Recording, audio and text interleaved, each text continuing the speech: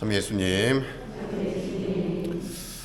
지금부터 약 한 20여 년, 25년 전쯤에 TV 프로그램 중에 이경규 씨가 하셨던 양심냉장고라는 거 기억나시나요?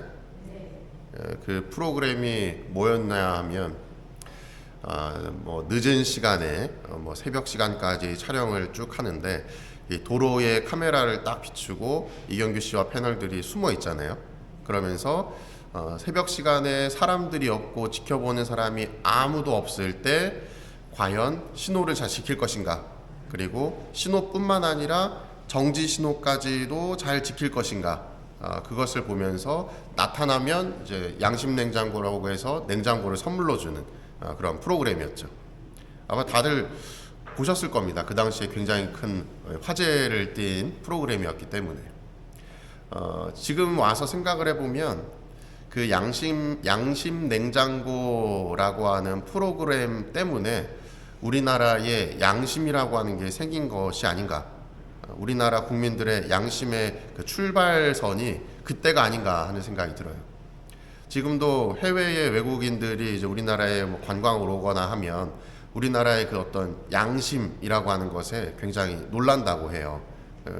어떤 것이냐? 카페에 가서도 노트북을 올려놓고 핸드폰을 올려놔도 훔쳐가지 않는, 눈앞에 지갑이 떨어져 있어도 주워다가 경찰서에 갖다 주는 모습, 이러한 모습들이 다른 나라에서는 보기가 힘든 우리나라만이 가지고 있는 어떤 그런 양심이 있는 듯한 그 모습이 아닌가 하는 생각이 듭니다. 그 출발점이 저는 양심 냉장고라고 하는 생각이 들어요. 그럼 그 이전에는 없었냐? 있었겠죠. 하지만 이 범국민적인 차원 안에서 서로가 서로를 좀 표현이 좀 그렇긴 하지만 감시하는 듯한, 저 사람 양심이 있네, 없네, 저 나쁜 짓 하네, 안 하네 하면서 서로를 조금은 지켜보고 경계하는 모습을 보이기 시작한 것이 그때가 아닌가.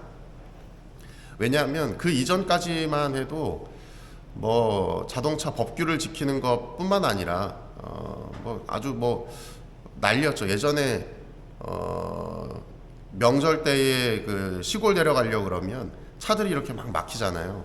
그러면 그냥 문 열고 나와가지고 그 도로에서 막 앉아서 쉬고 같이 얘기하고 거기서 밥도 먹고 그랬었던 기억들이 있거든요. 지금은 그러면 될까요? 안 될까요? 안 되죠. 그런 하나하나들이 갑자기 탁 어떤 스위치가 켜진 것처럼 변화된 시기가 저는 그때라고 봅니다. 과거에는 이 무단횡단이라고 하는 것도 굉장히 좀 쉽게 이루어졌었던 것 같아요.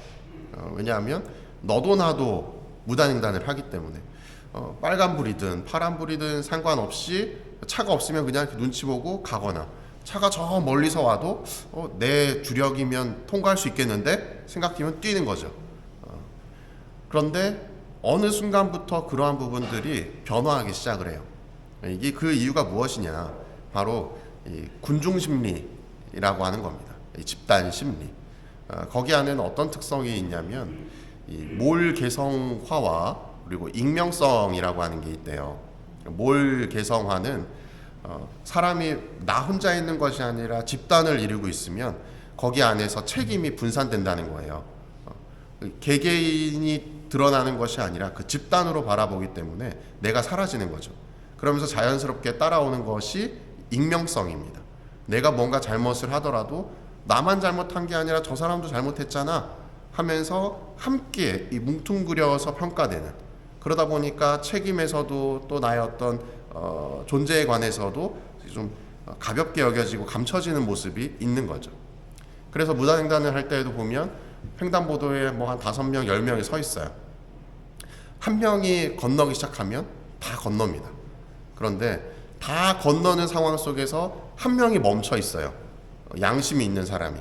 그러면 건너던 사람들도 약간 움찔합니다. 뒤를 봐요. 그게 그 경계를 넘는 사람들은 건너겠지만 그게 아닌 사람들은 보도블럭을 건너려고 하다가도 다시 잘못 봤어, 저 파란불인 줄 알고 그런 거야 하면서 그냥 가면 잠깐 아무렇지도 않게 서 있는 모습을 보이곤 합니다. 이처럼 어떤 집단 안에서 우리가 집단 안에서 행하는 행동 안에 그것이 만약에 잘못된 행동이라면 쭉 아무도 의식하고는 있지만 선뜻 나서지 못하면서 쭉 가고 있는 그 상황, 거기서 변화를 꾀하기 위해서는 어떠한 개인이 양심 있게 손을 들 수 있어야 돼요. 이건 좀 농담인데 한 달 전인가 2달 전에, 저는 그런 사람이 아닙니다. 미리 깔아놓고, 한 달인가 2달 전에 이 상임위 분들하고 저기 거기가 중국집 이름이 뭐였죠? 여기 저기 아니 이름이 잘 기억이 안 나는데 하여튼 저쪽에 중국집이 하나 있는데 밥을 먹으러 갔어요. 저는 아무 얘기 안 했거든요. 좀 메뉴만 이렇게 보고 있었어요. 뭘 먹을까 그러면서. 어떤 분이 그러시는 거죠. 나는 뭐 예를 들어 나는 뭐 짜장 하니까 그럼 나도 짜장 이렇게 된 겁니다. 그러다 재밌게도 누구 한 분이 나는 유산슬밥 딱 하는 순간 갑자기 잠깐만 메뉴판 다시 줘봐 하면서 나도 그럼 이거 난 이거 하면서 메뉴가 갑자기 이제 달라지기 시작을 해요. 이게 이제 어떤 군중 심리입니다. 제가 뭐 그런 거 아닙니다. 그런 사람이 아니에요. 먹고 싶은 거 먹어야죠. 여튼 다시 돌아오면 이처럼 우리가 집단을 이루면서 살아갈 때에 그것이 잘못됐음을 알면서도 내가 괜히 나서는 건가? 내가 괜히 얘기했다가 혹시 불편함을 일으키면 어쩌지? 하는 생각에 침묵하고 있을 때 누군가가 그것을 깨트리지 않으면 변화가 이루어지기란 어려워요. 그 변화를 일으키는 역할을 하신 것이 복음에서 본다면 예수님이십니다. 예수님이 만약에 이런 생각을 좀 했는데, 예수님이 만약에 우리 삶에 갑자기 딱 오셨어요. 나와 가장 지근거리에 있는 분으로 딱 오셨어요. 그럼 여러분들은 행복하실 것 같으세요? 행복하시겠어요? 그토록 예수님을 만나고 싶어 하잖아요. 행복하시겠어요? 선뜻 대답을 못 하시네. 우리 예수님 만나려고 신앙생활 하는 거 아닌가요? 근데 내 삶 안에 예수님이 딱 오셨어요. 오셔서 예수님 보이는 모습을 보니까 가령 이런 거죠. 이것도 농담입니다. 미사를 이렇게 막 제가 주례를 하고 있어요. 예수님이 딱 뒤에서 딱 지켜보고 있어. 근데 갑자기 미사 중에 핸드폰 벨 소리가 딱 울리네. 저는 그냥 괜찮지 하고 있는데 예수님이 감히 누가 미사 중에 핸드폰 벨 소리 울립니까? 하면서 손을 들고 딱 얘기하는 역할을 막 해요. 아니면 우리 어떤 활동 없는 그러한 봉사단체를 보시고 저는 그럴 수도 있지. 지금 상황이 이렇고 여건 이렇고 하면서 그냥 주저주저 하고 있는데 예수님이 탁 오셔가지고 누가 그렇게 하라 그랬냐고 너 이거 해야 되고 저거 해야 되고 그런 거 아닙니까? 하면서 그 공동체에 쓴소리를 막 해요. 그럼 여러분들 그걸 쉽게 받아들이실 수 있겠어요? 막 제대회 막 하는데 제대를 이렇게 차려. 독서 막 읽는데 독서를 어떻게 그렇게 읽어? 성가를 부르는데 노래 그거밖에 못해. 그러면서 막 딴지를 걸어요. 예수님이 역할을 하셨던 것이 바로 그러한 모습이었던 거예요. 물론 모든 것에 그렇게 얘기를 하셨던 것이 아니라 부당하다고 생각하시는 것에 목소리를 내었지만 실제로 하셨던 것이 바로 딱 손을 들고 얘기하는 그런 선구자의 역할을 하셨던 겁니다. 그래서 오늘 독서와 복음 말씀 이렇게 쭉 보면서 내가 내 옆에 지근거리에 예수님 같은 분이 계시면 참 불편하겠다. 같이 다니기 좀 피곤하겠다. 라는 생각을 했습니다. 그런데 그럼에도 불구하고 우리가 신앙이 없는 사람들이 아니라 신앙이 있는 또 추구하는 가치가 있는 사람들이기 때문에 우리가 지녀야 되는 모습이 바로 예수님과 같은 손을 들고 나는 유산슬밥 하면서 던질 수 있는 사람이 되어야 된다는 것이죠. 여러분들 각자가 몸담고 있는 공동체들도 분명 계실 겁니다. 하고 싶은 말이 막 많아가지고 근질근질만 근데 속으로만 막 삭히고 괜히 얘기했다가 또 얼굴 붉히는 거 아니야. 물론 이 이야기는 내가 저 사람 싫어 난 이게 싫어 차원의 문제가 아니라 신앙 안에서 정말 꼭 이야기해야 되는 명제를 던지는 걸 얘기하는 겁니다. 예수님이 아무 때나 막 나는 이게 싫어 저게 싫어 얘기하진 않으셨어요. 이거 명확하게 짚고 넘어갑니다. 왜냐하면 또 이런 얘기 했다고 신부님이 얘기했으니까 나도 한번 얘기한다.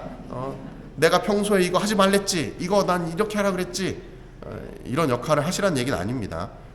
우리가 신앙 안에서 명확히 이야기해야 되는 부분들을 이야기해야 된다. 그래서 여러분들도 그냥 마냥 참고 계시고 이렇게 꿍해 있는 것이 아니라 내가 이야기해야 되는 부분이 있다면 또 과감하게 이야기할 수 있는 모습을 보이시면 좋겠다.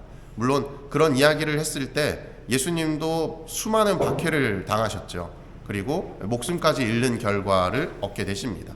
여러분들도 똑같은 결과를 얻게 되실 거예요. 처음에는 뭐 사람들이 그냥 수긍하는 척 하다가 그것이 반복되면 나중에는 뭐 따돌리기도 할 겁니다. 그리고 뒤에서 수근거리기도 하겠죠. 그럼에도 내가 해야 되는 역할이 있다면 과감하게 해야 되는 것이 신앙인의 모습이 아닌가 하는 생각이 듭니다. 오늘 일독서의 지혜서에서도 그러한 부분들을 쭉 많이 이야기를 해주고 있는데 뭐 이런 표현들이 될 것 같은데, 그의 말이 정말인지 두고 보자. 그의 최후가 어찌 될지 지켜보자. 의인이 정녕 하느님의 아들이라면 하느님께서 그를 도우시어 적대자들의 손에서 그를 구해주실 것이다. 뭐 이런 표현들이나 아니면 지혜서에 나오는 모든 표현들이 뭔가 그래 나중에 가서 보자, 이런 뉘앙스를 풍기고 있거든요.